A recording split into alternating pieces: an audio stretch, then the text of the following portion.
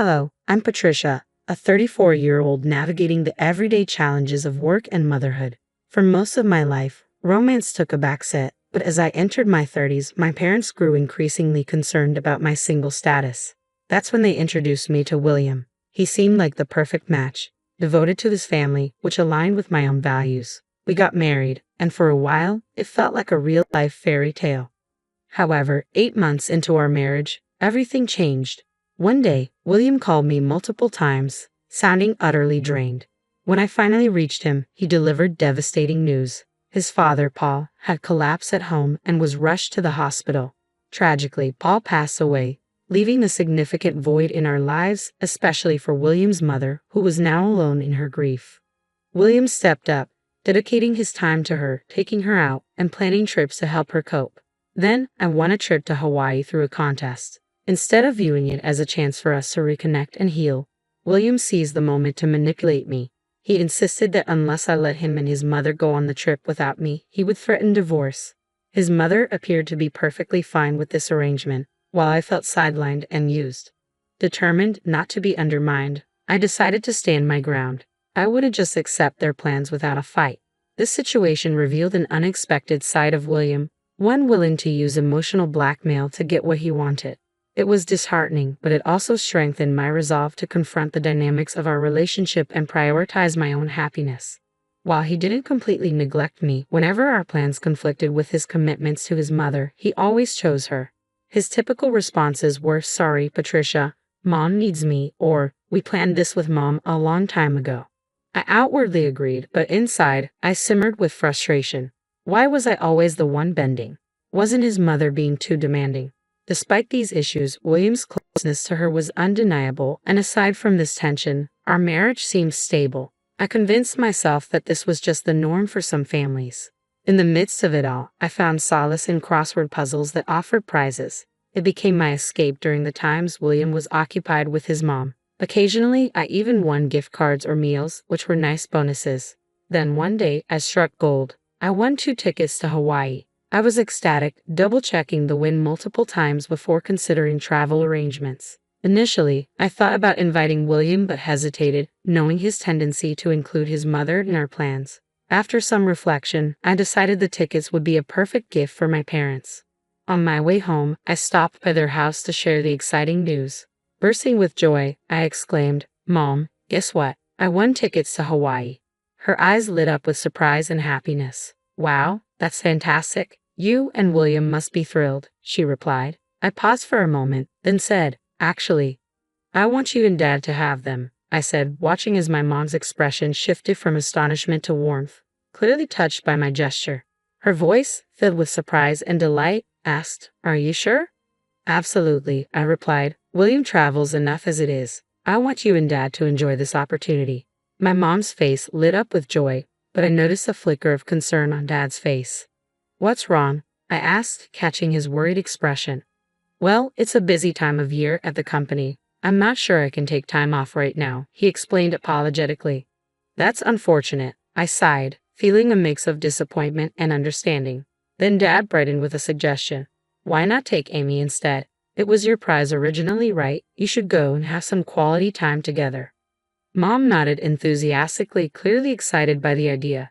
"That sounds wonderful." Feeling a renewed sense of excitement, I applied for leave the next day, and it was quickly approved. I called the airline to arrange for the tickets to be used by Amy and me. On my way home from work, I stopped by a bookstore to pick up a guidebook for Hawaii. It had been ages since Mom and I had traveled together, and I was genuinely looking forward to it. When I arrived home, expecting the house to be empty, I was surprised to find the lights on. I had assumed William was still out, but instead of his shoes, I saw a familiar pair of women's shoes by the entrance. Puzzled, I walked in to find Kelly emerging from the living room. "Patricia, do you know what time it is?" she scolded as soon as she saw me. "Oh, Kelly, I didn't realize you were here," I replied, taken aback by her tone. "It's not just about me being here. It's late and William will be back soon," she continued, her voice sharp with reproach. "I'm sorry. I'll start on dinner right away," I apologized, rushing toward the kitchen. But Kelly wasn't finished. She launched into a critique of my absence, making it clear she expected more from me in managing the household. Her words stung, reminding me of the tightening boundaries in my life that I was increasingly determined to push back against. With a heavy sigh, Kelly questioned my commitment as a daughter-in-law, attributing my perceived shortcomings to my job. According to her, my priorities should place home far ahead of work. She often used her spare key to drop in unannounced, especially since she lived close by. Kelly clung to outdated notions about a daughter-in-law's role, expecting me to serve William and his family without objection. Her persistent critiques made it harder for me to feel any warmth toward her. As I unpacked groceries and began preparing dinner, Kelly's voice pierced the air with sudden urgency. "Wait, what's this? Patricia, are you planning a trip to Hawaii?" She had stumbled upon the guidebook. I had just purchased a few things when I noticed Kelly rummaging through my belongings. "Why are you going through my things?" I asked, frustration creeping into my voice. "That's not the point. Why are you planning a trip to Hawaii?" she demanded sharply. "I won the trip in a contest and was planning to give it to my mom," I explained, trying to keep my cool. "I haven't heard anything about this. Why should I?" Kelly snapped back, her demeanor confrontational. Before our argument could escalate, William walked in. Kelly wasted no time informing him of her discovery, pointing at me with an accusatory finger. "Patricia is being thoughtless," she exclaimed. William turned to me, his expression stern. "What's going on here?" he demanded. "I won the trip and wanted to give it to my parents. Since Dad can't go, I thought Mom could go with me," I replied calmly, hoping to diffuse the tension. "Why didn't you discuss this with me first?" William asked, confusion and irritation in his tone. "It's my prize, William," I shot back, my frustration boiling over. "What's the big deal? You always travel with Kelly." "It's not the same. Mom and I only take trips within the country. We haven't traveled abroad in years." William countered, his voice rising. "How could you decide this without talking to me?" He slammed his hand on the table, cutting me off. "You're getting too bold for a daughter-in-law. Mom and I are going, and you're staying home." His words made me wince with their childishness. "Wait a minute. You've had enough of this trip," I said, trying to keep my composure. "If you're not happy about it, maybe we should talk about divorce." I couldn't believe I had just said that over something so trivial. It felt utterly ridiculous, but my anger flared. "I won this trip fair and square. I've already decided to give it to my mom. Can't you see the signs? For once, Mom wants to go. When does it end with you always putting Kelly first? You never consider how I feel," I exclaimed, frustration bubbling over. "I don't care how you feel. This trip is for me and Mom. You stay home and behave," William insisted coldly, his dismissive tone chilling my affection for him. It was clear that I ranked lower than Kelly in his priorities, and I couldn't keep dealing with this ridiculous dynamic. "Fine, do what you want and enjoy your trip. You should have listened in the first place," I replied calmly, trying to keep my composure. "Do what you want," William retorted dismissively, a far cry from the caring person I once knew. Meanwhile, Kelly looked smug and victorious, relishing the turn of events. Needing space, I resolved to leave the house while they were away on their trip. The distance would give me time to think and perhaps figure out how to navigate this deepening rift. I decided to let William and Kelly go ahead with their vacation plans. The next day, I called the airline to transfer the tickets to William and his mother. However, the conversation took an unexpected turn. The airline representative sounded concerned as they informed me, "I'm sorry, but once the participants are confirmed, we can't change them." "Is that so?" I asked, a wave of disappointment washing over me. "Yes, and this ticket requires the actual winner to be one of the travelers. So if it's your husband and mother-in-law, the ticket won't be valid," the operator explained. "So if I don't go, the ticket is useless," I clarified, seeking confirmation. "Exactly. Please check the documents we sent you. They mentioned this condition," they advised. After reviewing the documents, it became clear that only I, the winner, could use the ticket, and it couldn't be transferred. I decided not to tell William and Kelly right away. Instead, I made plans for them to travel at their own expense if they chose to do so. That evening, after returning from work, I casually brought up the Hawaii trip to gauge William's thoughts. "So, how about that trip?" I started. "Did you talk to the airline? Are Mom and I all set to go?" he asked eagerly, excitement evident in his voice. "I did call them," I said, handing over the winning documents along with the tickets. "Here are the documents and the tickets." "I only need the tickets," William replied dismissively, waving off the papers. "But there might be important details in there, especially since it's an international trip," I suggested, hinting at the necessity of understanding the ticket conditions. I don't think I need to. Mom and I are just excited about the trip. He brushed off my concerns, his focus solely on the upcoming vacation.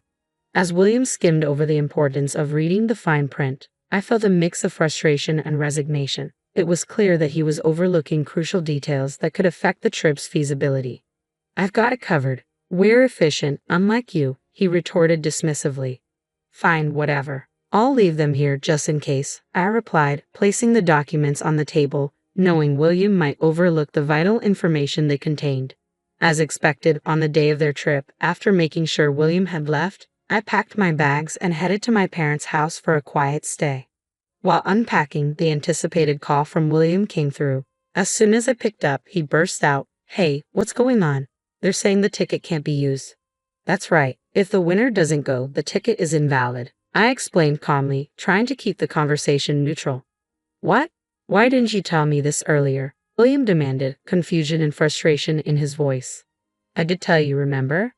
I mentioned it might be a good idea to read the instructions," I reminded him, hoping he'd recall our earlier conversation. "You mean it was written in those documents you gave me?" William asked, frustration evident in his voice. "Exactly. It's your fault for not reading," I replied, maintaining my composure despite his growing agitation. "So how are we supposed to get to Hawaii?" he asked, his tone becoming more heated. "Well, the operator did mention that if the winner doesn't go, you'll have to pay the full price," I said matter-of-factly. William sounded frantic, and I could hear Kelly's voice in the background, signaling their shared distress. "William, what did Patricia say?" Kelly demanded. "Mommy, if Patricia doesn't go, we have to pay for the trip," William started to explain, his voice tinged with disbelief before handing the phone to Kelly. "Let me talk to her," she insisted, ready to take over the conversation, presumably to find a way out of their predicament. "I can't deal with this anymore," Kelly snapped sharply. I decided to let them sort it out themselves and hung up without another word.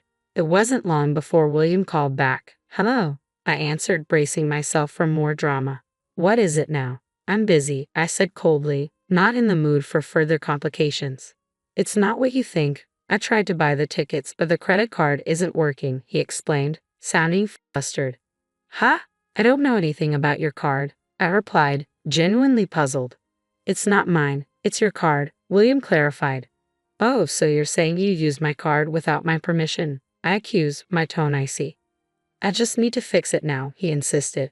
"When I checked my wallet that morning, my card was missing. I had a hunch and immediately froze it." "I realize why you're having issues," I said, understanding dawning on me. "I knew you stole it," William retorted angrily. "Are you kidding me? I was planning to shop with that card abroad." I shot back, my frustration mounting.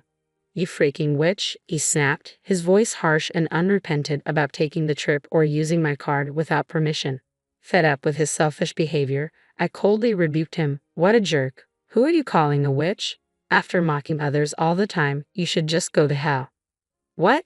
Who are you talking to like that?" William asked, sounding offended and taken aback. "Honestly, calling out for mommy is creepy," I replied, highlighting the oddness of his dependency. This situation had escalated beyond simple travel plans and revealed deeper issues in our relationship. "If you love your mom so much, maybe you two should just stay together. I can't handle being married to a mama's boy. There's no point in us staying together," I declared, my voice heavy with exasperation. "Hey, calm down. If you keep this up, we'll end up getting a divorce," William threatened, his tone sharp. "Fine by me. I was thinking the same thing," I retorted, my mind made up. "I'm leaving the house and don't plan to come back. Enjoy your time abroad with your beloved mommy. Hope you both have a great trip," I added sarcastically before hanging up, feeling a mix of anger and relief.